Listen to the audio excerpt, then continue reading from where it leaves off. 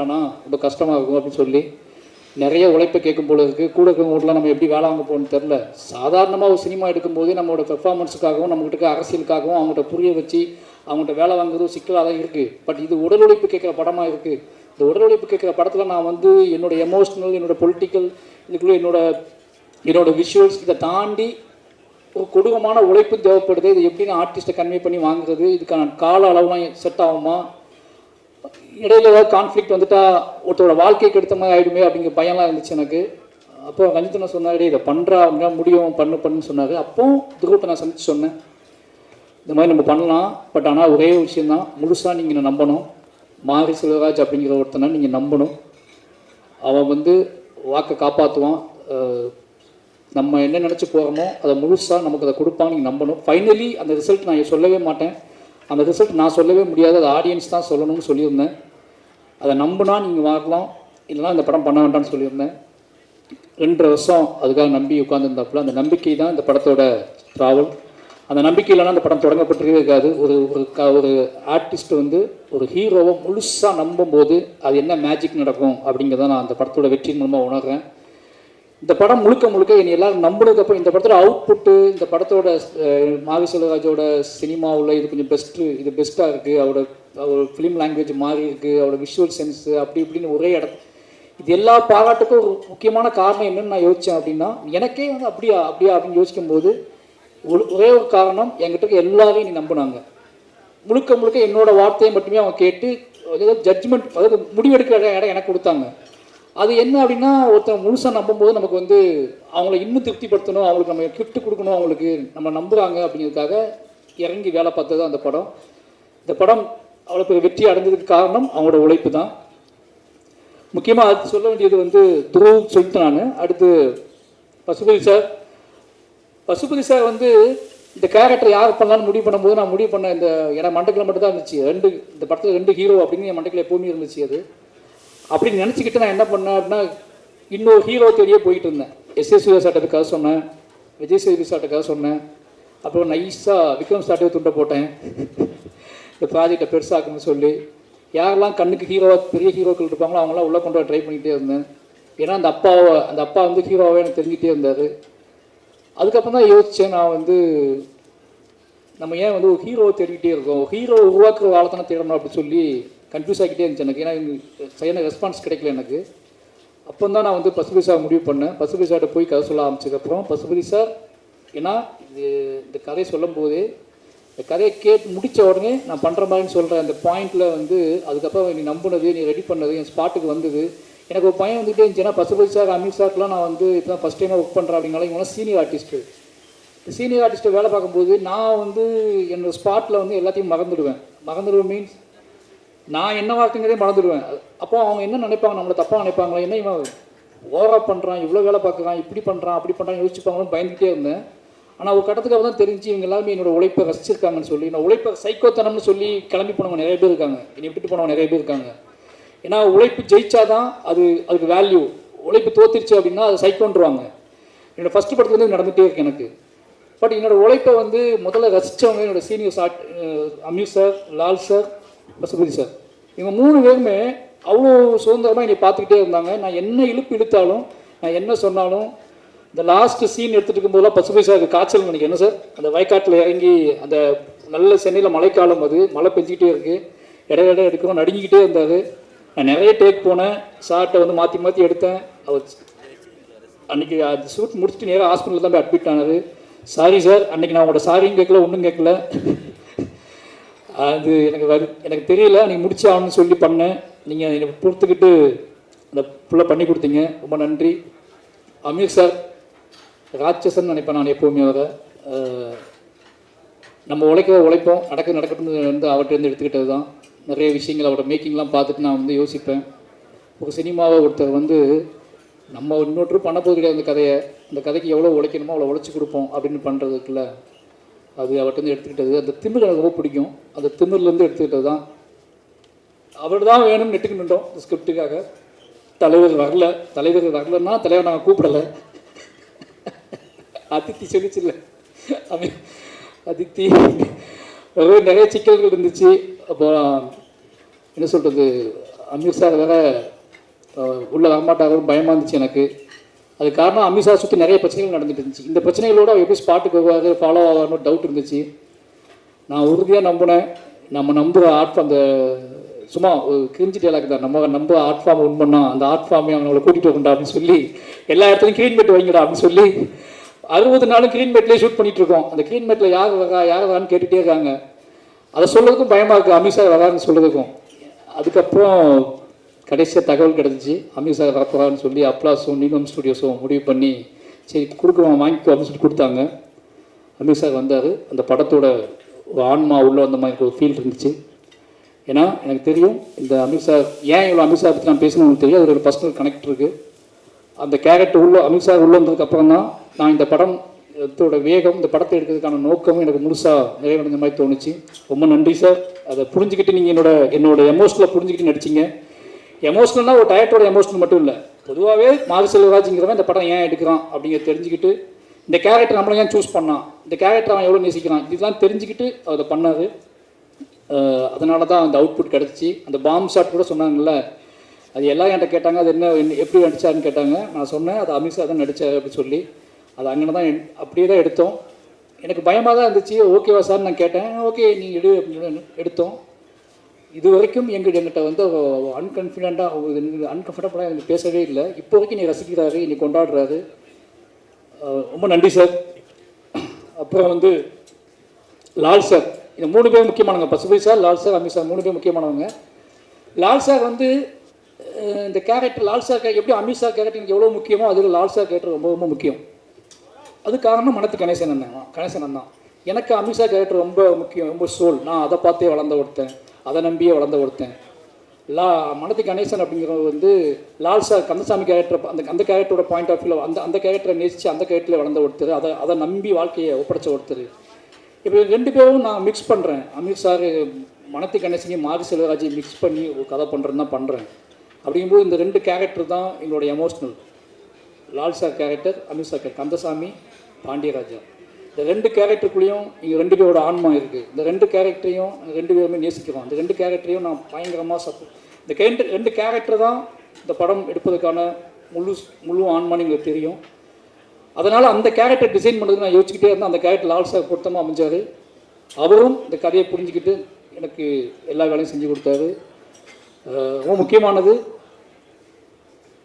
அந்த டைலாக்ஸ் எடுக்கும்போது லால் சார்கிட்ட வந்து நம்ம என்ன டைலாக் வாங்கி இந்த படத்தை ஃபுல்ஃபில் பண்ணுவோம். ஏன்னா அந்த அமீர் சாரும் லால் சாரும் பேசக்கூடிய டைலாக் தான் அந்த படத்தோட மையம்னு எனக்கு நல்லாவே தெரியும். என்ன தான் கிட்டானோட வாழ்க்கை இருந்தாலும் இவங்க 2 பேரும் பேசி என்னவா முடிவுக்கு வராங்க அப்படிங்கிறது முக்கியமான விஷயம் எனக்கு தெரியும். அந்த 2 விஷயங்கள் எழுதும்போது மட்டும்தான் நான் ரொம்ப இத்தனை நாள் கற்றுக்கிட்ட சினிமா, கிராஃப்ட்டு, என்னோடய வாசிப்பு, இது எல்லாத்தையும் மிக்ஸ் பண்ணி என்னோட அறிவு, என்னோடய ஒட்டுமொத்த என் ஊர் சார்ந்த பார்வை, இது எல்லாத்தையும் உள்ளே வச்சு அந்த கேரக்டர் டிசைன் பண்ணேன்.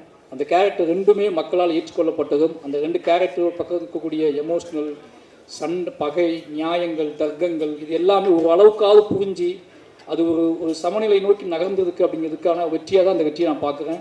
அதை நான் உணர்கிறேன். திருநெல்வேலி மண்ணிலிருந்து. திருநெல்வேலியில் சார் சொன்னார் நிறைய ரிப்போர்ட்டர் என்னை கேள்வி கேட்டாங்கன்னு.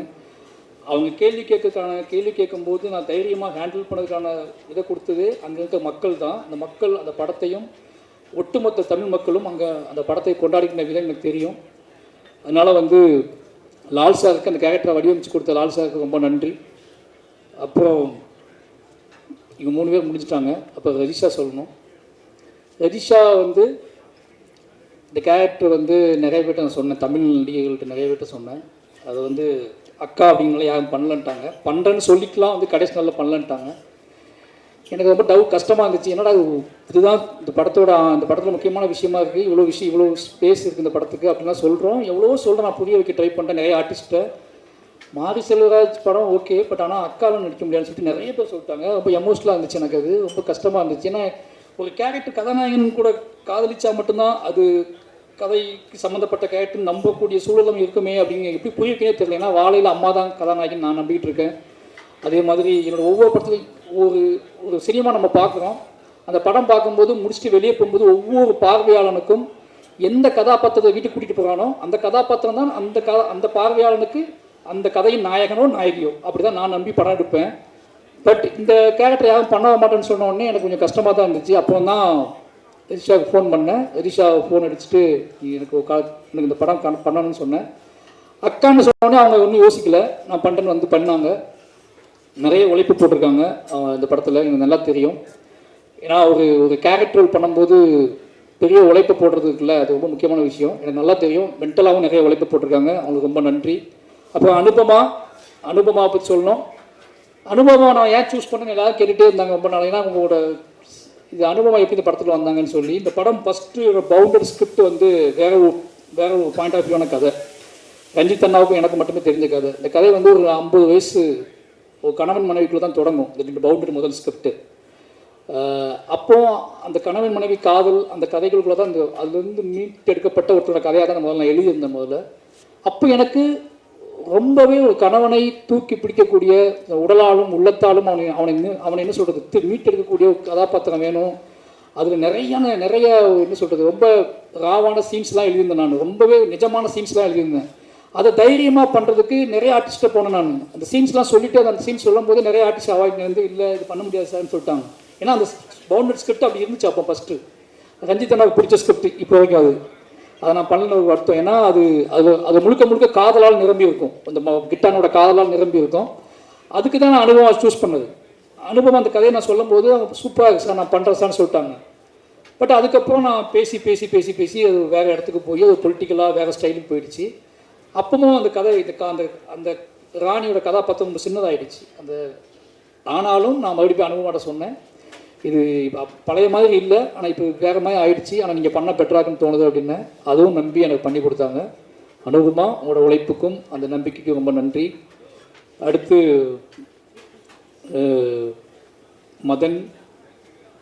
மதன் வந்து கிட்டத்தட்ட என்ன சொல்கிறது, மதன் எப்போ வேணாலும் கூப்பிட்டு எந்த கேரக்டர் வேணாலும் கூப்பிட்டு நடிக்க வைக்கலாம், அது எனக்கு நல்லா தெரியும். நான் வந்து யோசிக்கவே மாட்டேன், மதனை கூப்பிடுங்கடான்னு சொல்லுவேன். மதன் வருவார், நடிப்பார், போயிடுவார். சின்ன கேரக்டரும் பண்ணியிருக்காரு, பெரிய கேரக்டரும் பண்ணியிருக்காரு. இதில் ஒரு முக்கியமான கேரக்டர் பண்ணார், சந்தோஷம். அவருக்கு இவ்வளோ விஷயம் நடத்தினா மதனுக்கு நாங்கள் கேரக்டர் கொடுத்ததுக்காக மதன் ஃபோன் பண்ணாரோ இல்லையோ, சினிமாவிலேருந்து நிறைய பேர் ஃபோன் பண்ணி மதனுக்கு இந்த கேரக்டர் கொடுத்ததுக்காக ரொம்ப நன்றி சொல்லிக்கன்னு சொல்லிட்டே இருந்தாங்க. எனக்கு அதான் அப்போ தான் ஆச்சரியமாக இருந்துச்சு. மதன் சினிமாவுக்குள்ள எவ்வளோ பேர் சம்பாதிச்சிருக்காரு, எவ்வளோ நட்புகள் வச்சுருக்காரு அப்படின்னு சொல்லி நிறைய பேர் ஃபோன் பண்ணி தலைவா சூப்பர் தலைவா மதனுக்கு இந்த கேரக்டர் கொடுத்துருக்கீங்க அப்படின்னு சொல்லி ரொம்ப நன்றி மதன்.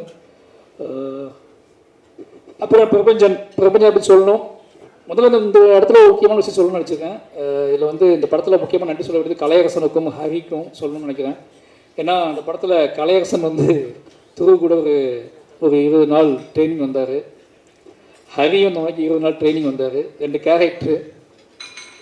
நான் எப்படி துருவை கஷ்டப்படுத்தினோ அதே மாதிரி அவங்க 2 பேரையும் கஷ்டப்படுத்தினேன். ஆனால் எதிர்பார்த்த விதமாக ஹரிக்கு வந்து காலில் அடிபட்டுடுச்சு, திருப்பி ரன் பண்ண முடியல. அந்த ஹரி பண்ண வேண்டிய கேரக்டர் தான் என்னோடய அண்ணன் கண்ணன் பண்ணார். அந்த அனுபமாவோட அண்ணன் பண்ண கேரக்டர் ஹரி பண்ணிக்கிட்டு இந்த 4 நாள் ஷூட் பண்ணேன். இந்த 4 நாள் ஷூட்டிங்கில் அவருக்கு அடிபட்டுடுச்சு.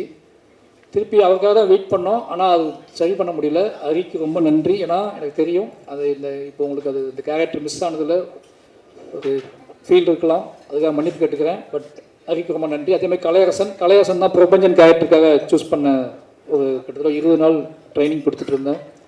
அவருக்கும் இதே மாதிரி தான் அடிபட்டுடுச்சு.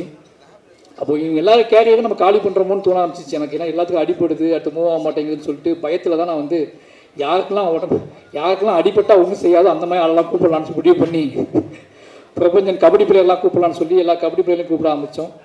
கலையரசனுக்கு ரொம்ப நன்றி. ஏன்னா இந்த வெற்றியில் உனக்கும் பங்கு இருக்குது, ரொம்ப ரொம்ப நன்றி. பிரபஞ்சன் கலைக்கு பதிலாக வந்தவர் தான் பிரபஞ்சன் நான் வந்து முதல்ல சொன்னது கலை போயிட்டான், அப்போ நம்ம என்ன பண்ணோம் அப்படின்னா இதுக்கப்புறம் எவ்வளோ அடி விழுந்தாலும் தாங்கக்கூடிய உடம்போட அதுக்கு புரிஞ்சுக்கிட்ட வாழ் வேணும். அதனால் கபடி விளையாட்ட ஒருத்தர் கூப்பிட்டு வாங்கன்னு சொல்லி பிரபஞ்சனை கூப்பிட்டோம். பிரபஞ்சன் நடிப்பு சொல்லிக் கொடுத்தோம். நடிப்பு சொல்லிக் கொடுக்க வேண்டிய அவசியமே இல்லை. ஏன்னா பிரபஞ்சன்கிட்ட ஒரு இயல்பு இருந்துச்சு, அந்த இயல்புக்குள்ளே ஒரு புரிதல் இருந்துச்சு, அந்த புரிதலுக்குள்ள ஒரு நம்பிக்கை இருந்துச்சு. அந்த நம்பிக்கையின் அடிப்படையில் என் கூட ட்ராவல் பண்ணார். ஒரு 3-4 நாள் தான் ஒரு ட்ரைனிங் கிளாஸ் போயிருப்பார். ரொம்ப ஈஸியாக பண்ணி கொடுத்தாரு எனக்கு பிரபஞ்சன் வந்ததுக்கப்புறம் துருக்கு அது பயங்கர சப்போர்ட் ஆகிடுச்சு. பிரபஞ்சன் எனக்கு தெரில என்னோடய ஆர்டிஸ்ட்டாக தொடங்குவாங்கன்னு நினைக்கிறேன். நன்றி, வாழ்த்துக்கள் பிரபஞ்சன். அப்போ எல்லா நிறைய நடிகர்கள் எங்கள் ஊருக்காரர்கள், அப்போ வள்ளிநாயகம் சொல்லலாம் கோச்சுக்குவாங்க தலைவர் ஓகேங்களா.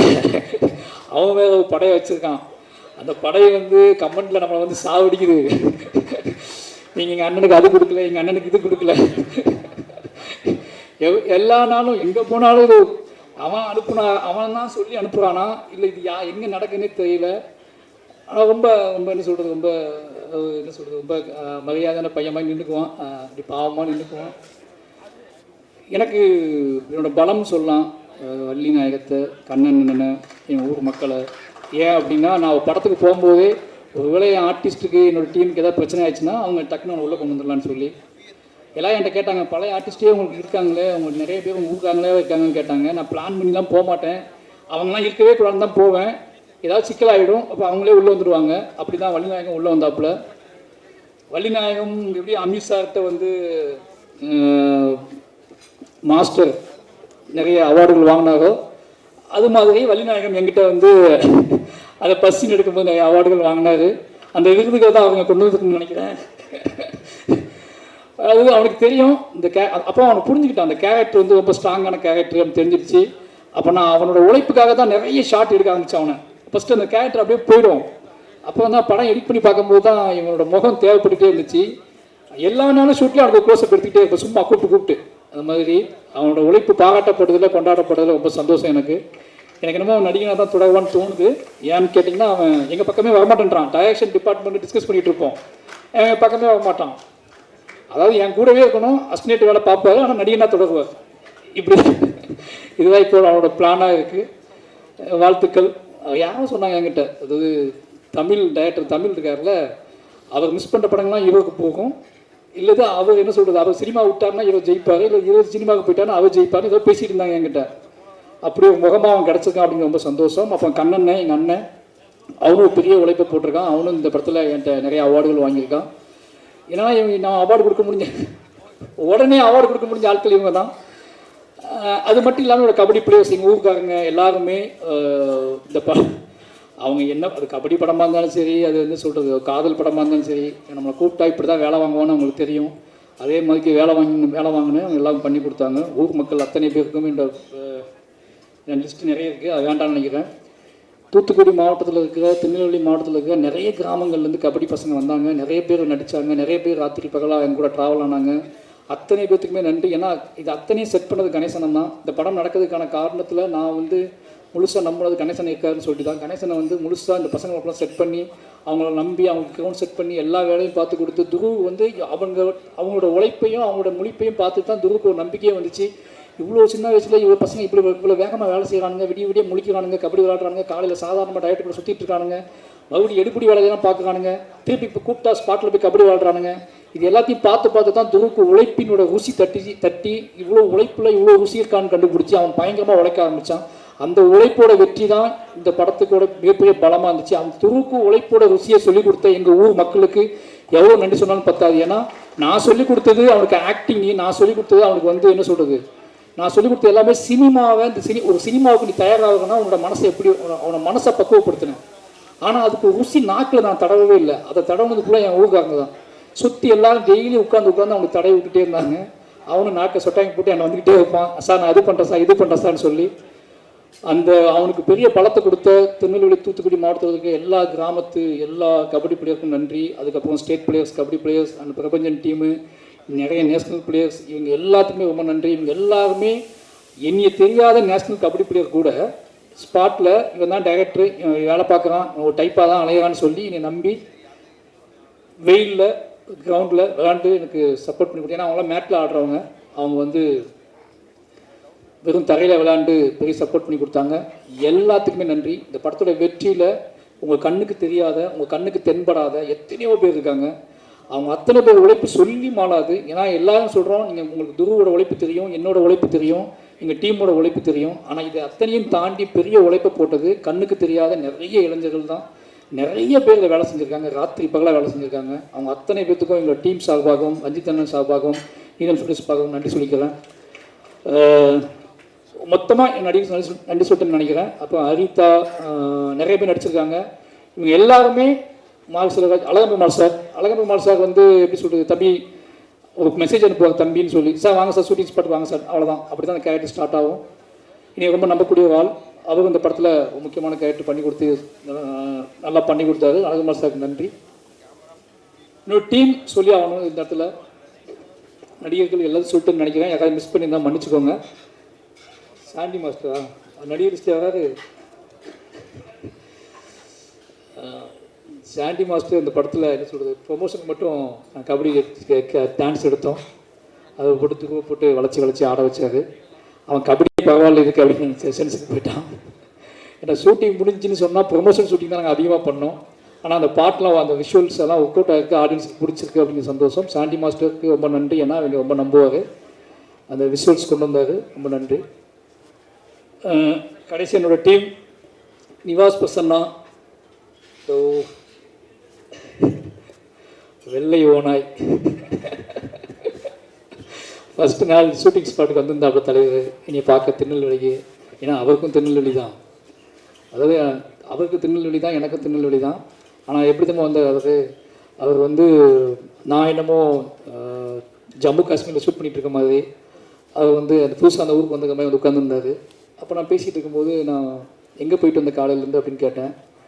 காலையில் தூத்துக்குடி, திருநெல்வேலி, தென்காசியா, இந்த 3 ஊரில் இருக்க கோயிலுக்கு எல்லா கோயிலுக்கும் போயிட்டு நைட்டு ஸ்பாட்டுக்கு வந்தாப்புல. என் லைஃப்லேயே இந்த வயசில் என் கூட பழக ஆள்கிட்ட இவ்வளோ கோயிலுக்கு போன ஒருத்தர் நான் பார்த்ததே கிடையாது. அப்போ தான் சின்னதாக டவுட் வந்துச்சு எனக்கு, இது சாத்தியமாகுமா, இவ்வளோ சாமி கொண்டு வந்துருக்காப்புலையே அப்படின்னு சொல்லி. அப்போ நான் கேட்டேன், சார் உங்களுக்கு அதை சார் வேண்டிட்டு வந்தேன்னு சொன்னாப்புல. சரி ஓகே அப்படின்னு சொல்லிட்டு ட்ராவல் பண்ண ஆரம்பித்தோம். ஃபஸ்ட் நாள் ஒரு ஸ்டூடியோவுக்கு போனேன். இந்த நிவாஸை பற்றி ஒரு விஷயம் உங்களுக்கு கிடைக்கணும் அப்படிங்கிறக்காக சொல்கிறேன். ஃபஸ்ட் நாள் ஸ்டூடியோவுக்கு போனால் நல்லா கம்மன்னு என்ன சொல்கிறது, தெய்வீகமாக இருந்துச்சு அந்த இடம். ரொம்ப அமைதியாக ஆரம்பிக்கலாமா சார்னு சொல்லி ஆரம்பிச்சு, நம்ம பழைய சினிமாலாம் பார்ப்போம்ல, லைட்டாக ஹார்மோனியத்தை டச் பண்ணுவாங்கல்ல மியூசிக் டைரக்டர்ஸு, டிங் டிங் அப்படி தான் அந்த பாட்டுகள் ஆரம்பித்தோம். இப்போ டிங் சொல்லி அவன் எப்போ படத்த முடிக்கிறதுன்னு சொல்லி, ஏன்னா அவனுக்கு எப்படி என்ன இம்ப்ரெஸ் பண்ணுறதுன்னு தெரில. அதுக்கப்புறம் நான் அவன்கிட்ட ஜாலியாக பேச ஆரம்பித்தேன். அவனோட காதல் கதையை கேட்க, அவனை எப்படி பழகுதுன்னு தெரியல, அவனோட காதல் கதைகள், அவனோட ஒவ்வொரு கதைகள்லாம் கேட்க ஆரம்பிச்சதுக்கப்புறம் அவனுக்கு புரிஞ்சிச்சு அந்த ஆள் ஜாலியான ஆள் தான் போல், நாம தான் சீரியஸாக நினச்சிட்டோம்னு சொல்லி எனக்கு ஜாலியாக பேச ஆரம்பித்து பழக ஆரம்பித்து, அதுக்கும் சண்டைலாம் போட ஆரம்பித்து 2 பேரும் ஒன்றா சுற்ற ஆரம்பித்து அந்த பாடல்கள் நடந்துச்சு. நிவாஸ்கிட்ட பிடிச்சது என்ன அப்படின்னா, நிவாஸ் நிறைய அவார்டு வாங்கியிருக்கான் என்கிட்ட. அந்த அவார்டு வாங்கிட்டு அந்த அவார்டு வாங்கினது தெரியாமல் மறுநாள் காலையில் புதுசாக அவார்டு கேட்பான். சார் கைஸ், ஏன்னா நேத்தான அவார்டு கொடுத்தேன் அப்படிமா. காலையில் வந்து ஃப்ரெஷ்ஷாக மெசேஜ் போடுவான், ஐ லவ் யூ அப்படின்னு மெசேஜ் போடுவான். நைட்டு அவார்டு கொடுத்துருப்பேன், காலையில் எனக்கு ஒரு மெசேஜ் வரும். எடுத்து பார்த்தா லவ் யூ சார், லவ் யூன்னு 3 மெசேஜ் இருக்கும். நிவாஸ் வந்து கற்றுக்கிட்டது ஒன்று தான். ஏன்னா ஒரு கட்டத்தில் நிவாஸ் நான் புரிஞ்சுக்கிட்டேன், அவனுக்குள்ள ஒரு பயங்கரமான ஒரு வெறி இருக்குது. இசை வந்து சந்தோஷம் எனக்கு சொல்லியிருக்காரு. தலைவா அவன்கிட்ட நீ என்ன வேணால் பண்ணிக்கோங்க, அவன் எப்படிப்பட்ட நீங்கள் உங்களுக்கு அவங்க செட் ஆவானான்னு தெரியாது, ஆனால் கண்டிப்பாக அவனுக்குள்ள பயங்கரமான ஒரு மியூசிக் சென்ஸ் இருக்குது. அவன் பயங்கரமான ஆள் தலைவா, அதை மட்டும் நான் சொல்லிக்கிறேன். ஆனால் அவன்கிட்ட எப்படி பழகுவான்னு எனக்கு தெரியல, இதை மட்டும் தான் சொன்னார். அப்படி பயங்கரமான மியூசிக் சென்ஸில் ஒருத்தன் எப்படி மிஸ் பண்ண முடியும்னு சொல்லிட்டு 2 பேரும் அவங்கள ட்ராவல் பண்ண ஆரம்பித்தேன். இந்த படத்தை இவ்வளோ பெரிய குவாலிட்டியாக இவ்வளோ பெருசாக அவன் மாற்றுவான்னு நான் எதிர்பார்க்கவே இல்லை. ஆனால் முழுசாக என்னைய லவ் பண்ண ஆரம்பித்து என்னோட ஆர்ட் ஃபார்முக்கு மரியாதை கொடுத்து ராத்திரி பகலாக வேலை செஞ்சு, என்ன சொல்கிறது, எப்படியாவது என்னை கன்வின்ஸ் பண்ணி என்னைய வந்து அந்த ஐ லவ் யூ நான் திருப்பி அனுப்பணும் அப்படிங்கிறது. அவங்க 50 ஐ லவ் யூ அனுப்பியிருப்பார், நான் ஐ லவ் யூ இப்போதைக்கு அனுப்பவே இல்லை. இப்போ சொல்கிறேன் நிவாஸ், ஐ லவ் யூ, ஓகேங்க. நான் அனுப்பாமலே இருந்தேன், என் ஒய்ஃப் திட்டிக்கிட்டே இருக்கும், ஒரு மனுஷன் உன்னை நம்பி இவ்வளோ ஐ லவ் யூ அனுப்பி வைக்கலாம், நீ என்னென்னா ஓவராக பெரிய இவர் மாதிரி ஒன்றுமே அனுப்ப மாட்டேன். இதே வந்து சந்தோஷ் நாராயணனோ இல்லை வந்து ரகுமான் சாரோ அனுப்பியிருந்தா நீ இப்போ விட்டுருப்பியான்னு கேட்டேன். நான் சொன்னவர்கிட்ட, இல்லை அந்த ஐ லவ் யூ நான் திருப்பி அனுப்புனேன் அப்படின்னா திருப்பி அதுக்கப்புறம் அனுப்ப மாட்டான், அவன் அனுப்பிக்கிட்டே இருக்கட்டும்னு சொல்லி வச்சுருந்தேன். நிவாஸ் நிவாஸோட அம்மா அப்பா சொல்லி ஆகணும், எனக்கு நல்லா ஞாபகம் இருக்குது. இந்த ஃபஸ்ட் நாள் நிவாஸ் வீட்டுக்கு போயிருக்கும்போது நிவாஸோட அம்மா அப்பா என் கையில் பிடிச்சிட்டு சொன்ன முதல் வார்த்தையை மறக்கவே முடியாது, ஏன்பா இங்கே வந்த, சந்தோஷம்னா என்ன, வாழைப்படத்தில் அவ்வளோ அழகாக மியூசிக் பண்ணியிருக்காப்பா, எதுக்குப்பா இங்கே வந்த நீங்கள் அப்படின்னு. ஏம்மா தோசை சாப்பிட்டு போயாப்பா அப்படின்னா நான் சொன்னேன், அம்மா இல்லைம்மா நிவாஸ் தாம்மா, இல்லைப்பா. அப்போ கடைசி நாள் ஆடியோ லான்ச்லாம் முடிச்சுட்டு ஈவெண்ட்லாம் முடிச்சுட்டு அதே மாதிரி கையை பிடிச்சி சொன்னார், எப்பா இன்னொரு முறை நீ என் வீட்டுக்கு வரணும்பா, நிவாஸ் கூட இன்னொரு படம் பண்ணும்பான்னு சொன்னார். நிச்சயமாக நிவாஸ் கூட நான் இன்னொரு படம் பண்ணுவேன், இன்னொரு படம் இல்லை, எனக்கு வாய்ப்பு கிடைக்கும் போது நிவாஸ் கூட படம் பண்ணுவேன். ஏன்னா நிவாஸ் என் சோல், என்னோட ஏதோ வகையில் நிவாஸை நான் பயங்கரமாக நேசிக்கிறேன். அதுக்கு காரணம் நிவாஸ் வந்து என்னோட என் லைஃப்லேயே ஃபஸ்ட் டைம் நான் நிறைய அவார்டு கொடுத்து ஒருத்தர் நீங்கள் நேசிக்கிட்டே இருக்காங்கன்னா அது நிவாஸ் மட்டும்தான்.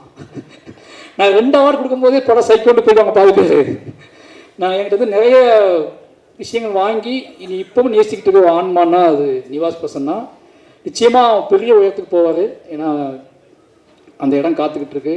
அவனுக்குள்ளே ஒவ்வொரு நாளும் என்கிட்ட பேசும்போது சொல்லுவான், ஏன் சார் நான் போக முடியாது சார் போக முடியாது சார்னு சொல்லி. நான் போகிற இடத்துல எல்லா இதுலேயுமே எல்லா மீடியாவிலையுமே முதல்ல பார்ப்பேன், நிவாஸ் பேர் இருக்கான்னு பார்ப்பேன். நிவாஸ் பர்சனாவுக்கு வாழ்த்து போட்டிருப்பாங்க, நிவாஸ்னு போட ஆரம்பித்தாங்க. இந்த படம் ஹிட் அடைஞ்சதை விட இந்த படம் தொடக்க இந்த ஆடியோ ரிலீஸ் ஆனதுக்கப்புறம் நிவாஸ்னு சொல்ல ஒரு மாதிரி நம்ம இந்த பாஷா படத்தில் ரஜினி சார் முதல் குத்துவிளக்கு ஏற்றி வைப்பார்ல, அது மாதிரி முதல் குத்துவிளக்கை வந்து மியூசிக்கில் ஏற்றி வச்சோம். லவ் யூ நிவாஸ், நீ கண்டிப்பாக உனக்காகத்தான் நான் இந்த ப்ரெஸ் மீட்டில் பேசணும்னு நினச்சதே உன்னை பற்றி மட்டும்தான். ஏன்னா நான் நிறைய இடங்களில் உன்னை பற்றி பேசலை. அதுக்கான காரணம் என்னை நிறைய கேள்வி வேற மாதிரி கேள்வியில் கேட்டாங்க. நிவாஸ் த ஜெம், அவன் வந்து ஒரு பெரிய லெஜெண்டாவுக்கான எல்லா தகுதியும் திறமையும் ஒரு பயங்கரமான ஒரு லவ்வபுள் ஆன்மா, காதலால் நிரம்பி இருக்கிற ஒரு ஆன்மா. பெண்களை எவ்வளோக்குள்ள காதலிப்பானோ அதே அளவுக்கு ஆண்களையும் காதலிக்கக்கூடிய ஒரு பயங்கரமான ஆன்மா. ரொம்ப நன்றி நிவாஸ். அப்போ என்னுடைய எடிட்டர் சக்தி, அவன் பேசிட்டு போனாலாம் பார்த்தீங்கல்ல, உங்களோட பேர் அவன் சக்தி பேசுனதை பார்த்தீங்கல்ல. ஸோ இன்னும் எடிட்டிங் ரூமில் இப்படி தான் இருப்பான், எனக்கு கேட்காது. அவன் பேசிகிட்டே அவன் வந்து அமைதியாக சொல்லுவான். பட் ஆனால் அவனுக்கு ஒரு ப்ரெஷர் இருந்துச்சு. ஏன்னா ஃபஸ்ட்டு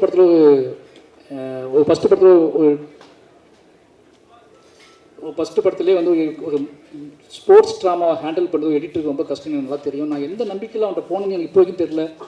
நான் மாமன் கட் பண்ணால் நான் இப்படி தான் ஏதாவது டக்குனே யார் எடிட்டர் என்கிட்ட கேட்டாங்க. என் ஹஸ்பண்ட் வந்து சக்தி போட்டுக்குவாங்கடா இப்படி தான் சொன்னேன், யோசிக்காமல் சொல்லிட்டோமோ அப்படின்னு ஒரு பயம். ஏன்னா ஒருத்தனை முடிவு பண்ணிட்டோம், திருப்பி அவனை நம்ம திட்டி அவனை ஏதாவது பண்ணலன்னு சொல்லி வருத்தப்பட்டோம்னா அவனுக்கு அவன் லைஃப் என்ன ஆகுன்னு யோசிச்சுட்டு ஆனால் அவன் பெரிய நம்பிக்கையை காப்பாற்றி என் கூடவே ட்ராவல் ஆகி 2 பேரும் கிளம்பி பாண்டிச்சேரிக்கு போய் ஒரு காட்டுக்கு உட்காந்து எடிட் பண்ண அந்த படத்தை.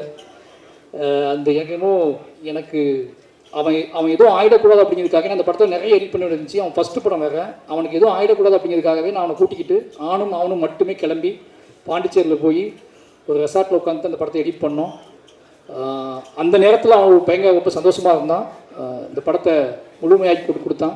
நன்றி சக்தி, லவ் யூ. உனக்கும் மிகப்பெரிய இடம் காத்திருக்கு, அடுத்தடுத்த படங்களில் நீ கலக்குவ.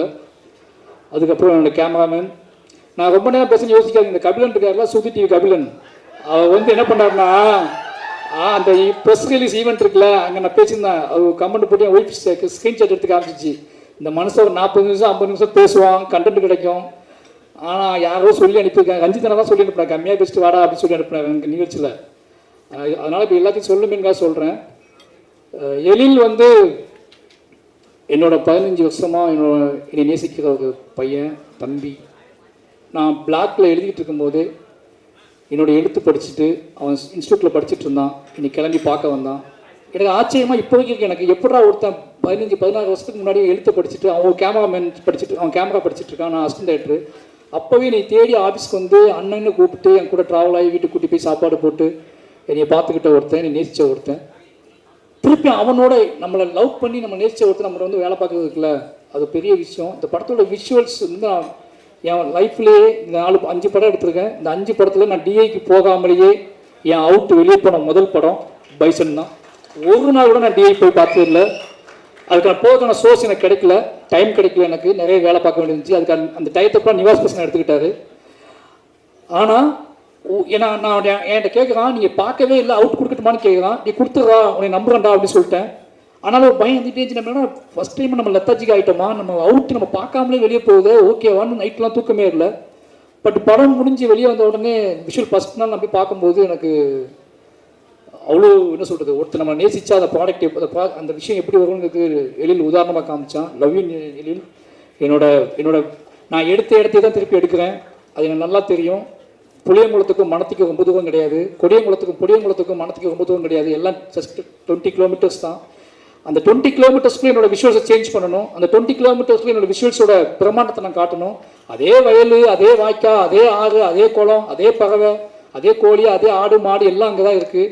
ஆனால் அதை நம்ம எப்படி புதுசாக காட்ட போகணும்னு பேசி பேசி பேசி பேசி பண்ணோம். அதுக்கான இது கிடச்சின்னு நினைக்கிறேன்.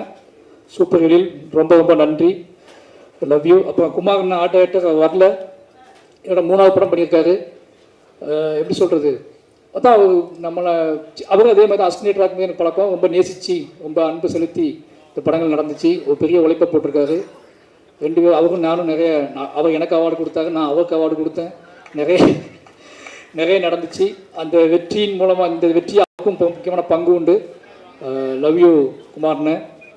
அதுக்கப்புறம் இந்த படத்தில் நான் ஃபஸ்ட்டு சொல்ல வேண்டியது என்னோட காஸ்டியூம் டிசைனர். காஸ்டியூம் ஏகன் வந்து நான் ஃபஸ்ட்டு 5வது படத்தை தான் காஸ்டியூம் டிசைனரோட ஒரு படத்துக்கு போயிருக்கேன். இது வரைக்கும் எந்த படத்துக்கும் காஸ்டியூம் டிசைனர் இருப்பாங்க, அப்போ போயிடுவாங்க.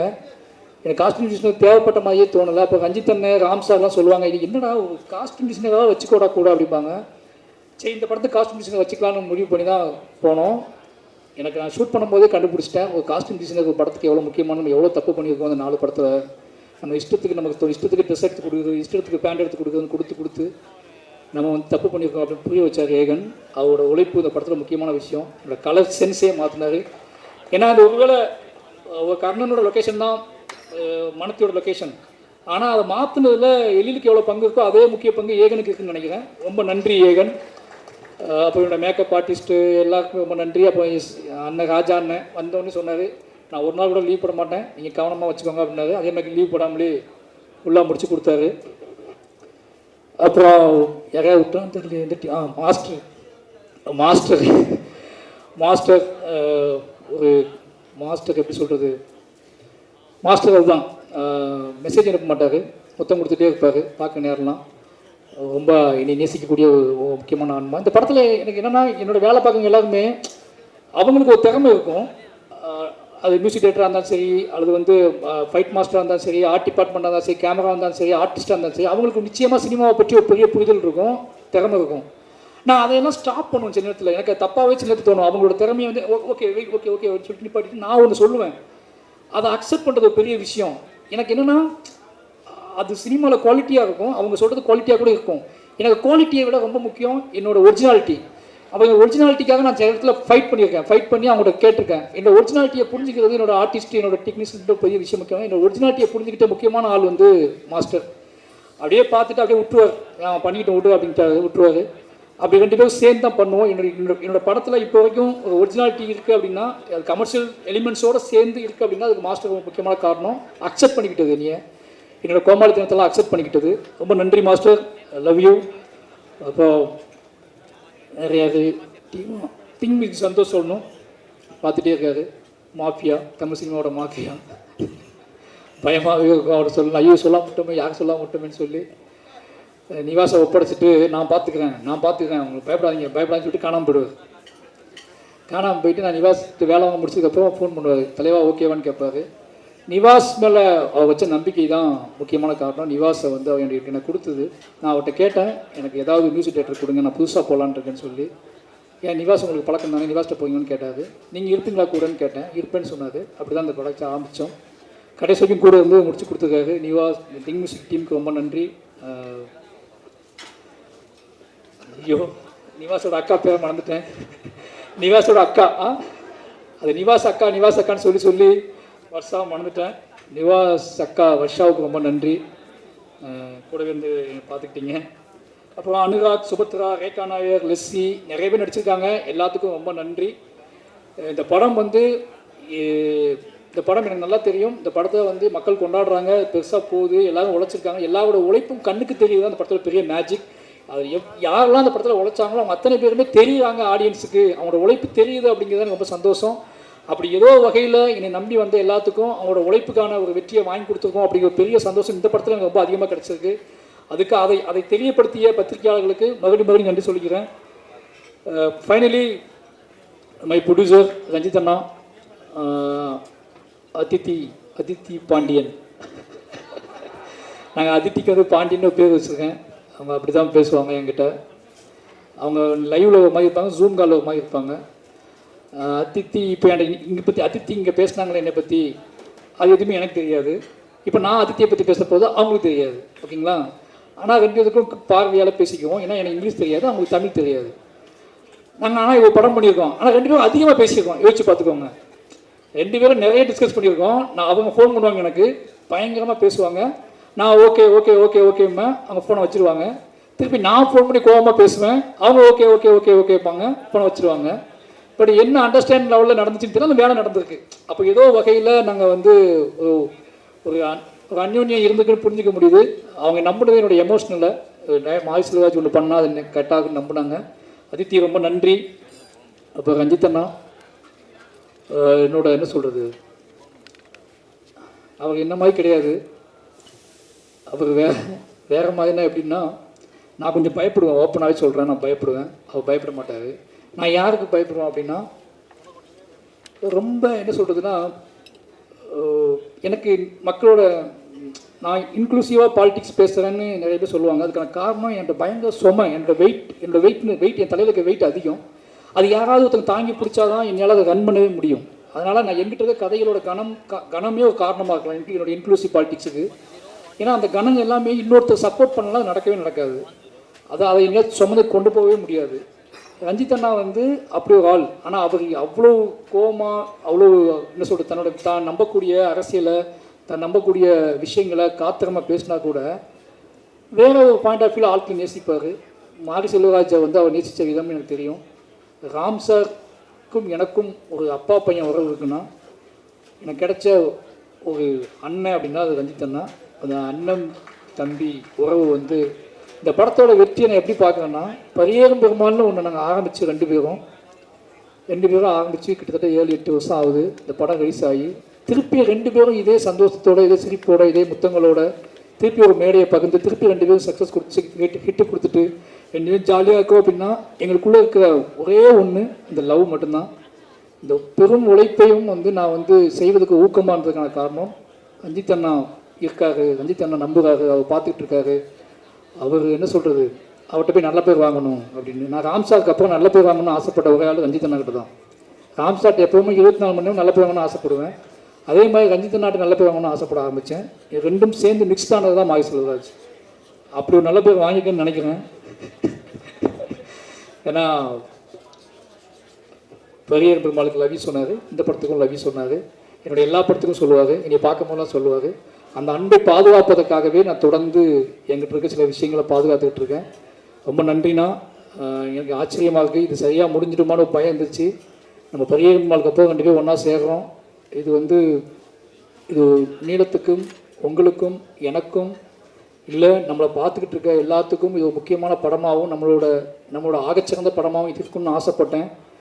அது ஒவ்வொரு நாளும் பெரிய பயத்தை கொடுத்துச்சு, பதட்டத்தை கொடுத்துச்சு. எப்படி பெரிய இப்போ துருவுக்கு முன்னாடி விக்ரம் சார் அப்படிங்கிற ஒன்று வைக்கிறாங்கல்ல, அதே மாதிரி எனக்கு முன்னாடி எப்போவுமே ரஞ்சித் அண்ணா, ராம் சார்னு ஒன்று இருந்துகிட்டே இருக்கும். இவன் நம்பிக்கை நம்ம காப்பாற்றுவோமான்னு சொல்லி.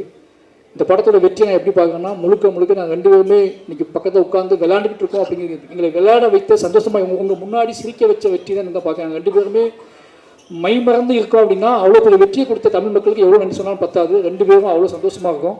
இந்த சந்தோஷம் முழுக்க தமிழ் மக்களால் கொடுக்கப்பட்டது. ரெண்டு பேரை பற்றி நீங்கள் கான்ஃப்ளிக்டாக பேசிகிட்டே இருக்கீங்க. ஆனால் அந்த ரெண்டு பேரை சந்தோஷமாக வச்சுக்கிறதும் மட்டும் தமிழ் மக்கள் தான். இந்த ரெண்டு பேரை மட்டும் மாரி செல்வராஜ், ரஞ்சித் மாரி செல்வராஜ் பேசிகிட்டே இருப்பீங்க. ஆனால் எங்களை அதிகமாக நேசிக்கிறாங்கன்னு எனக்கு நல்லா தெரியும். அந்த நேசிப்புக்காக தொடர்ந்து உண்மையாக இருக்கணும் ரெண்டு பேரும் முடிவு பண்ணுறோம். ரெண்டு பேரும் அதுக்கான வேலை செஞ்சுட்டே இருக்கோம். ரஞ்சித் அண்ணா, லவ் யூ. ரொம்ப இந்த என்ன சொல்கிறது, நான் நீளத்துக்கு வந்து திருப்பியும் படம் பண்ணிக்கிட்டே இருப்பேன். ஓகேங்களா? அது நீங்கள் கேட்கணும் அவசியமே இல்லை. போர் அடித்தா கூட நான் நீளத்துக்கு படம் பண்ணுவேன். படமே இல்லாதப்ப பார்த்தீங்கன்னா அமைதியாக இருப்பேன்ல.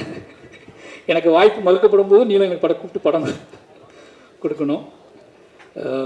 அப்போ அப்ளாஸ் சமீர் நாயர் அதே மாதிரி தான். ஒரு 10 பேர் இருக்காங்க. அவங்க என்ன பேசுவாங்க எனக்கு தெரியாது, ஆனால் அவங்க என்னை லவ் பண்ணுறாங்க. ஓகேங்களா? 10 பேர் வருவாங்க பாம்பேலேருந்து. என் ஆஃபீஸ்க்கு வந்தாங்க, என் கூட ஒரு நாள் நைட்டு ஃபுல்லாக ட்ராவல் பண்ணாங்க, நைட் தங்கினாங்க. இனி பாராட்டிக்கிட்டே இருப்பாங்க. நான் தேங்க்யூ சொல்லுவேன். இனி ரொம்ப நேசித்தாங்க. இப்போ வரைக்கும் சமீர் நாயக் வந்து எனக்கு மெசேஜ் அனுப்பிட்டே இருப்பார். ஒவ்வொரு ரிவ்யூவையும் ஒவ்வொரு விஷயத்தையும் எடுத்து மெசேஜ் அனுப்பிட்டே இருப்பார். ரொம்ப ஹாப்பியாக இருக்கும். எனக்கு என்ன ரிப்ளை பண்ணுன்னு தெரியாது. நான் அவருக்கு இதயத்தை அனுப்பிக்கிட்டே இருப்பேன். அந்த இதயமே அவருக்கு போதுமானதாக இருந்துச்சு. அப்ளாஸ் டீமுக்கு ரொம்ப நன்றி. மாரி செல்வராஜை ரொம்ப நம்பினதுக்கு, எனக்கு கேட்ட எல்லாத்தையும் செஞ்சு கொடுத்ததுக்கு ரொம்ப நன்றி. இந்த படத்தில் லிரிக் ரைட்டர் இல்லை, அறிவு பாட்டு எழுதியிருக்கான். நானும் அறிவு சேர்ந்து எழுதணும். அறிவு ரொம்ப நன்றி. அறிவு வேடனுக்கு நன்றி. ஏன்னா இவங்க ரெண்டு பேருமே நான் கூப்பிட்டோன்னே வந்து பாடி கொடுத்தாங்க. மற்ற என்னுடைய பாடகர்கள் எல்லாத்துக்குமே ரொம்ப நன்றி. ஏன்னா நான் நிறையா அவங்க கிட்டத்தட்ட நிவாஸ் நானும் சேர்ந்து அவங்க மாற்றி பாட வச்சோம். எல்லா பாடல்களுக்குமே ரொம்ப நன்றி. இந்த படத்தை நான் நெருக்கிறதுக்கு மெயின் காரணம் வந்து யுகபாரதி அண்ணா தான். அது சொல்லியிருக்கேன். ஏன்னா எல்லாருமே இல்லை, எல்லா வேலையும் நீயே பார்த்தா எப்படிறான்னு கேட்குறாங்க நிறைய பேர். ஏன் மற்ற கேட்டு கொடுக்கலாங்கன்னு சொல்லாங்க.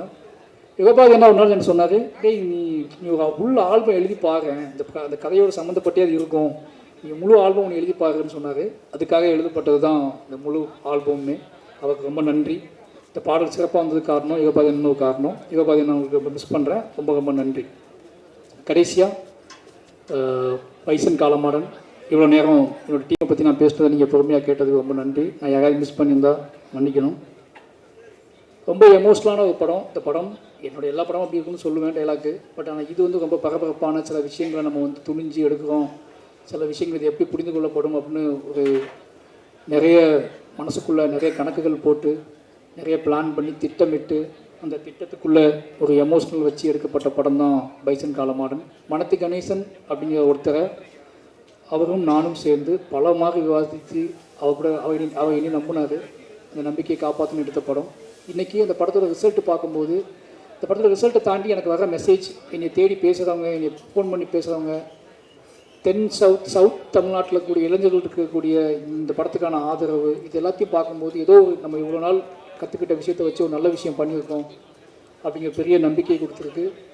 அந்த நம்பிக்கையை கொடுத்ததுக்கான காரணம் இந்த மக்கள் இந்த படத்தை ஏற்றுக்கொண்டது தான். நிறைய எங்கிட்ட பிள்ளைகள் இருந்திருக்கு, நிறைய விஷயங்கள் இருந்திருக்கு, நான் நிறைய முரண்பட்டிருக்கேன், நிறைய விஷயங்கள். ஆனால் இது எல்லாமே என்னோடய ஆர்ட் ஃபார்ம் ஸ்ட்ராங் ஆகணும் அப்படின்னு தான் நான் பண்ணியிருக்கேன். அப்படி யாராவது வருத்தப்பட்டிருந்தா, யாரையாவது நான் வந்து ஹர்ட் பண்ணியிருந்தா, இந்த படத்தில் வேலை செய்யும்போது யாரையாவது ஹர்ட் பண்ணியிருந்தால் ரொம்ப மன்னிப்பு கேட்டுக்கிறேன். ஏன்னா எனக்கு அந்த 80 நாள், 80-90 நாள் நினைக்கிறேன். இந்த 90 நாளில் நான் என்ன வாழ்ந்தேன்னு எனக்கே தெரியாது. அது முழுக்க நான் ஆர்ட் ஃபார்மில் தான் இருந்து என்னோடய சினிமாக்குள்ளே இருந்திருக்கேன். அதை நான் மாற்றிக்க முயற்சி பண்ணுவேன். என்னோடய சினிமாவை அது என்னமோ தெரியல எனக்கு. அது நடக்கும்போது நான் அந்த சினிமாவை முழுசாக நான் தோற்றுக்கணும் அப்படிங்கிற தோற்றக்கூடாது அப்படிங்கிற பயத்திலே நான் நிறைய வேலை செஞ்சுக்கிட்டே இருக்கேன். அது எனக்கு ஏன் என்னை விட்டு போக மாட்டேங்குன்னு தெரில. அதனாலேயே கொஞ்சம் அதிகப்படியான வேலைகளை செய்கிறேன். கொஞ்சம் அதிகப்படியான ஆட்கள்கிட்ட உழைப்பை வாங்க ட்ரை பண்ணுறேன். இன்னும் அதிகப்படியான நேரத்தை அவங்கள்ட்ட எடுத்துக்கிறேன். நான் எப்படி இருக்கணும் அதே மாதிரி அவங்களும் இந்த படத்தில் அப்படி இருக்கணும்னு நினைக்கிறேன். இது சரியாக தப்பான்னு எனக்கு தெரியல. ஆனால் என்கிட்ட இருக்க எல்லாத்தையுமே நான் எப்படி இருக்க இந்த படத்துக்காக அதே மாதிரி நீங்களும் இருக்கணும்னு எதிர்பார்க்குறேன். அது நிறைய இடத்துல முரணாக இருக்குது, நிறைய இடத்துல பிரச்சனைகளை உருவாக்கியிருக்கு. ஆனால் ஃபைனலி இந்த படத்தோட ரிசல்ட் அவங்களுக்கானது தான். அவங்க அதை நம்பி என்னை உழைச்சிருக்காங்க. அப்படி நான் முரண்பட்ட, நான் வருத்தப்பட்ட, இல்லை என்ன சொல்கிறது, என் மீது வருத்தப்பட்ட நிறைய பேருக்கு நான் நன்றி சொல்லிக்கிறேன். இந்த படம் மட்டுமே காரணம். இந்த படத்தை தாண்டி நான் எந்த வகையிலையும் யாரையுமே பகையாக நினச்சதில்லை, எதுவும் கிடையாது. பைசன் ஃபைனலி ரொம்ப ஒரு நல்ல அனுபவத்தை எனக்கு கொடுத்துருக்கு, ஒரு நம்பிக்கையை கொடுத்துருக்கு. நான் தொடர்ந்து வேலை செய்வதற்கான ஒரு பெரிய பலத்தை கொடுத்துருக்கு. இந்த படத்தை பாராட்டி இந்த படத்தை கொண்டாடிக்கிட்டு இருக்கிற அத்தனை இளைஞர்களுக்கும், அத்தனை மக்களுக்கும், யாருன்னே தெரியாத மக்களுக்கும் நன்றி சொல்லிக்கிறேன். நிச்சயமாக தொடர்ந்து நான் நல்ல படங்கள் எடுப்பேன்னு நினைக்கிறேன். தொடர்ந்து இந்த மாதிரி எவ்வளோ எதிர்ப்பு வந்தாலும், எவ்வளோ முரண் வந்தாலும், என்ன திருப்பிடலாம், என்னோடய நெரட்டிவை மாற்றிடலாம், என்னை செட் பண்ணிடலாம்னு தயவு செஞ்சு யாரும் நினைக்க வேண்டாம். அது என் ரத்தத்திலே கிடையாது. எனக்கு வந்து அதுதான் வரும்னா நான் அதை விட்டு விலகுவதற்கான வாழ்க்கை என்கிட்ட இல்லை. அதை பற்றியே யோசிச்சுட்டு இருக்கேன், அதை பற்றியே போய் பேசுகிறேன், அதை பற்றியே பழகிட்டு இருக்கேன். அதை பற்றியே நான் உங்களுக்கு தெரியாது. இந்த படம் முடிஞ்ச அடுத்த படத்துக்கு இடையில நான் சந்திக்க போகிற பிரச்சனைகள், நான் சந்திக்கிற மனிதர்கள், அவங்க சொல்கிற கதைகள்லாம் கேட்டால் நீங்கள் வேறு எந்த படமே எடுக்க முடியாது. நீங்கள் நினச்சிட்டிங்க ஒரு ஸ்கிரிப்ட் எழுதி முடிச்ச உடனே திருப்பி போய் வேறு அழகாக போய் ஒரு ரூம் போட்டு எங்கேயோ கொடைக்கானல்லையோ ஊட்டிலையோ இல்லை வெளிநாட்டிலேயோ போய் உட்காந்து கதை எழுத ஆரம்பிப்பான்னு நினைப்பீங்க. ஆனால் எங்களுக்கு அப்படி இருக்காது. எங்களுக்கு எப்படி இருக்கும்னா, ஒரு படத்துக்கும் இன்னொரு படத்துக்கும் இடையில நாங்கள் இருப்போம்ல, இந்த இடையில இந்த தமிழ் சமூகம் எப்படி இருக்குது, இந்த இந்திய சமூகம் எப்படி இருக்குது, இடையில சந்திக்கிற மனிதர்கள் என்ன சொல்கிறாங்க, அவங்க என்ன பேசுகிறாங்க, அவங்க நம்மகிட்ட என்ன எதிர்பார்க்குறாங்க, அவங்க எவ்வளோ அழுறாங்க, எவ்வளோ கண்ணீர் சிந்துறாங்க, என்ன கேள்விகளை கேட்குறாங்க. நம்ம என் சட்டையை பிடிச்சி கேட்டவங்க நிறைய பேர் இதெல்லாம் எப்படா நீ படம் பண்ணுவேன், இதை என் கதையை நீ எப்போ சொல்லுவேன், உன் கதையை எப்போ சொல்லுவேன்னு சொல்லி என் சட்டையை பிடிச்சி கேட்டவங்க நிறைய பேர் எனக்கு தெரியும். எனக்கு ஏன்னா அவ்வளோ கதைகள் இருக்காங்க. திருப்பி நீங்கள் வந்து மறுபடியும் என்கிட்ட வந்து அந்த நெரேட்டிவ் செட் பண்ண ட்ரை பண்ணாதீங்க. நான் வந்து ரொம்ப நிலையானவனாக இருக்க விரும்புகிறேன். என்னோடய நிலையான தன்மையை யாராலையும் மாற்ற முடியாதுன்னு நினைக்கிறேன். உங்களோட வேண்டுகோளாகவே வச்சுக்கிறேன். திருப்பி இந்த கேள்வி நீங்கள் என்கிட்ட கேட்பீங்க அப்படின்னா நான் அதுக்கு மௌனம் தான் பதிலாக சொல்லணும்னு நினைக்கிறேன். இனிமேல் இந்த மாதிரி கேள்விக்கு நான் எதிர்கொள்ள மாட்டேன்னு நினைக்கிறேன். பத்திரிகையாளர் ஒரு வேண்டுகோளாக சொல்கிறேன், ஏன் இந்த மாதிரி படம் எடுப்பீங்க கேள்வியை இனிமேல் என்கிட்ட தவிர்த்துங்க. அது என்னை ரொம்ப பாதிக்குது. மறுபடியும் சொல்கிறேன், எமோஷனலாக சொல்கிறேன். அது என்னை மட்டும் பாதிக்கிறதில்ல, என்னோடய வேலையை பாதிக்குது, என்னோடய நரேட்டிவை பாதிக்குது, என்னோடய சிந்தனையை பாதிக்குது. நான் உங்களை நேசிக்கிறேன், உங்களை அன்பு செலுத்துகிறேன். நான் உங்களை திருப்பி அதே மாதிரி கேள்வி கேட்க முடியும். அந்த கேள்வியை கேட்கக்கூடாது, உங்களுக்கு எனக்கு முகம் வந்துக்கலாம்னு நினைக்கிறேன். ஏன்னா நான் கூடி வாழ ஆசைப்படக்கூடிய ஆளாக தான் இருக்கேன். நான் திருப்பி அந்த கேள்வியை நீங்கள் இப்போ என்ன கேட்டிங்க அப்படின்னா நான் இன்னும் அதிகமாக வேலை செய்வேன். ஆனால் உங்களை அவாய்ட் பண்ண ட்ரை பண்ணணும்னு நினைக்கிறேன். ஏன்னா எக்காரணத்தை கொண்டும் என்னோட கலையோ என்னோடய ஆர்ட் ஃபார்மையோ என்னோட அரசியலையோ யாராவது பிடுங்க ட்ரை பண்ணாங்கன்னா நான் மூர்க்கமாக ஃபைட் பண்ணுவேன். அந்த மூர்க்கத்தை வந்து நிச்சயமாக சொல்கிறேன், என்னோடய ஆர்டிஸ்ட்டுக்கே தெரியும், என்னோடய வேலை பார்த்தவங்களுக்கு தெரியும். அந்த மூர்க்கம் நானே எதிர்பார்க்காத மூர்க்கம் அது. நான் அப்படி போகக்கூடாதுன்னு ரொம்ப நம்புகிறேன். நீங்கள் எல்லாம் என்னை நேசிக்க தெரியும். அதனால் தயவு செஞ்சு இந்த கேள்வியில் நீங்கள் அவாய்ட் பண்ணிவிடுங்க. நான் மாரி செல்வராஜ் படம்னா அது இருக்கும். மாரி செல்வராஜ் அதற்காக கிளம்பி வந்தவன் தான். மாரி செல்வராஜ் எடுக்கிறது சாதி படமான்னு கேட்டால் அது உங்கள் மொழி. என்னோட மொழி மாரி செல்வராஜ் எடுப்பது சாதிய எதிர்ப்பு படம். அந்த எதிர்ப்பு படத்தை நான் தொடர்ந்து எடுத்துக்கிட்டே இருப்பேன். நான் வந்து இதை வந்து ஒரு திமிர்லேயே சொல்லலை, இங்கேருந்து சொல்கிறேன், எமோஷ்னலாக சொல்கிறேன். நான் எப்போவுமே என்னோடய ஆர்ட் ஃபார்மை நம்புவேன். நான் அரசியல்வாதி கிடையாது, நான் வந்து கட்டுரையாளன் கிடையாது, நான் வந்து ஆய்வாளர் கிடையாது. நான் என் வாழ்க்கையை பணயமாக வச்சு படம் எடுத்துகிட்டு இருக்க ஒருத்தன். என் வாழ்க்கையை கலையாக மாற்றிக்கிட்டு இருக்கேன். என்னோடய கலைக்கு ஒரு வெறி இருக்குது, என்னோடய கலைக்கு ஒரு ஆற்றாமை இருக்குது, என் கலைக்கு ஒரு கண்ணீர் இருக்குது, என் கலைக்கு சில கேள்விகள் இருக்குது, என் கலைக்கு ஒரு பயங்கரமான காதல், இந்த சமூகத்தை பற்றி ஒரு காதல் இருக்குது. இது எல்லாத்தையும் ஒன்றா சேர்த்து நான் உங்களுக்கு கொடுக்க ட்ரை பண்ணிக்கிட்டே இருக்கேன். ஒரு 250 படம் வருது வருஷத்துக்கு, 300 படங்கள் வருது. உங்களுக்கு கொண்டாட்டம், உங்களை குதூகலப்படுத்தக்கூடிய படங்கள் எவ்வளவோ வருது. இந்த ஒருத்தனை விட்டுருங்களேன், அவனை ஏன் போட்டு அவனையும் திருப்பி அந்த கூட்டத்தில் போய் தலை ட்ரை பண்ணுறீங்க? இனி விட்டுருங்க. நான் வந்து உங்களுக்கு பார்க்க பிடிக்கணும்னு பரவாயில்ல, தயவு செஞ்சு நான் உருவாக்கி கஷ்டப்பட்டு கற்றுக்கிட்ட என்னோட இவ்வளோ வாழ்வியல் அனுபவத்தை நீங்கள் முடிவு செய்ய முயற்சி பண்ணாதீங்க. மற்றபடி இதெல்லாம் பண்ணால் கூட ஏதோ வகையில் நீங்கள் என்னை ஏற்றுக்கொள்கிறீர்கள் அப்படிங்கிற பெரிய ஒரு பொறுப்பும் நம்பிக்கையும் எனக்கு இருக்குது. அந்த நம்பிக்கையின் அடிப்படையில் மறுபடி இந்த தமிழ் சமூகத்துக்கு முன்னாடி மாரி செல்வராஜாக நான் என் நன்றியை சொல்லிக்கொண்டே இருப்பேன். நான் இந்த பாடலை பாடிக்கொண்டே இருப்பேன். கடைசியாக என்னோடய அசிஸ்டன்ட் டீம், என்னோடய கேமரா அசிஸ்டன்ட் டீம், என்னோடய ஒட்டுமொத்த டீம் என்னை பயங்கரமாக உழைச்சிருக்கானுங்க. அவங்க எப்போவுமே உங்களுக்கு தெரியும் இந்த மாதிரி ஆள் கூட வேலை பார்க்கறது கொஞ்சம் கஷ்டம்னு சொல்லி, ஆனால் அவங்க எனக்கு நம்பி வேலை பார்த்துருக்காங்க. அவங்க எல்லாத்துக்குமே ரொம்ப நன்றி. இந்த வெற்றி வந்து எவ்வளோ சிரித்து என்னென்ன பண்ணாலும் ரொம்ப எமோஷ்னலான வெற்றி. எனக்கு நல்லா தெரியும், நானும் துருவும் எப்படி இருக்குன்னு எனக்கு தெரியும். ஏன்னா இது சாத்தியமான எல்லாம் கண்மணி எப்படின்னா அந்த நாள் அவனுக்கு நான் ட்ரைனிங் கொடுக்கும்போது நான் அதை உணர்ந்தேன். இப்படி ஆரம்பிக்கிறோமே, ஏன்னா அவன் அப்படி தான் வந்து அங்கேருந்து வரும்போது இப்படி ஆரம்பிக்கிறோமே, இவனுக்கு எப்படி மாற்ற போவோம், இது எப்படி நடக்க போகுது, இது சாத்தியமாக அப்படி ஒரு பயத்தில் நாங்கள் இருந்தோம். 2 பேத்துக்குள்ளேயும் இருந்த ஒரு வெறி தான். இந்த கதையே பண்ணியே ஆகணுங்கிற வெறி எனக்கு இருந்துச்சு. சினிமாவை நம்ம யாருன்னு காட்டியே அவனுங்க வெறி அவனுக்கு இருந்துச்சு. இந்த 2 பேரோட வெறி தான் இந்த படத்தை இத்தனை தூரம் இத்தனை உழைப்பில் தூக்கி கொண்டு வந்து சேர்க்கறதுக்கு ஒரு முக்கியமான காரணமாக இருந்துச்சு.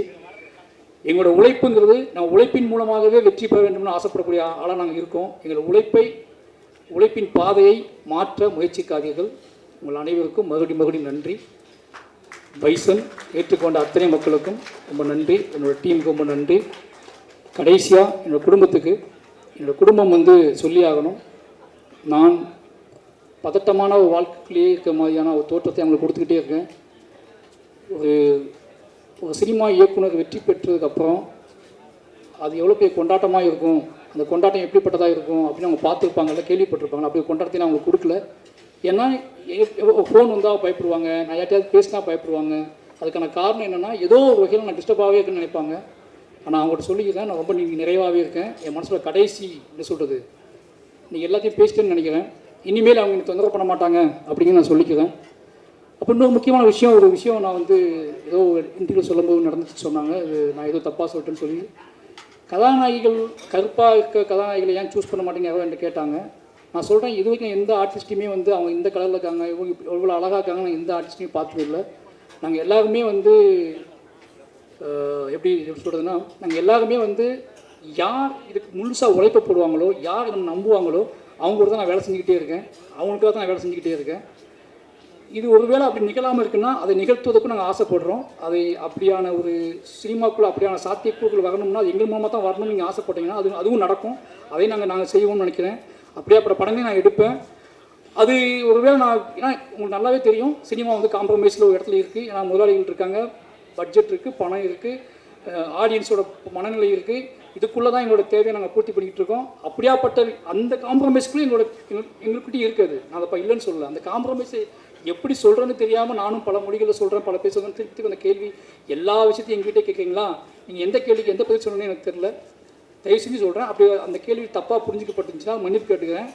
அது எந்த பிரச்சனையும் கிடையாது. ஆனால் ஒருவேளை நீங்கள் அதை விரும்புறீங்க அப்படின்னா, அப்படியான ஒரு சினிமா உங்களுக்கு வேணும் அப்படின்னா, அந்த சினிமாவையும் எடுப்பதற்காக மாரி செல்வராஜும் பா ரஞ்சித்தும் எல்லாருமே இதை முயற்சி பண்ணிக்கிட்டே இருப்போம். ஏன்னா மக்கள் விரும்பக்கூடிய, மக்கள் சின்ன சின்ன, ஏன்னா எங்ககிட்ட கேள்வி எல்லாமே பிரதான கேள்விகள் கிடையாது. எங்ககிட்ட கேட்கக்கூடிய கேள்விகள் எல்லாம் என்ன கேள்வி கேட்பாங்க, உள்ளுக்குள்ளே வந்து ஒற்றை கேள்விகளாக, உதிரிகளோட கேள்விகளாக இருக்கும். அந்த உதிரிகளோட கேள்விக்கு நீங்கள் அந்த உதிரிகளோட கேள்வியை நீங்கள் மதிக்கிறது இருக்குல்ல, அதில் ஒரு கலைஞரோட பயங்கரமான ஒரு திமிர்த்தனம் இருக்குது. நாங்கள் உதிரிகளோட கேள்வியை மதிக்கக்கூடிய டைரக்டராக, ஆர்டிஸ்ட்டாக இருக்குன்னு ஆசைப்படுறோம். அந்த கேள்விகளை நான் மதிப்போம். அதை ரஞ்சித்தனும் நான் நிகழ்த்தி காட்டணும்னு நினைக்கிறேன். நிச்சயமாக அதில் ஏதாவது புண்பட்டு இருந்தால்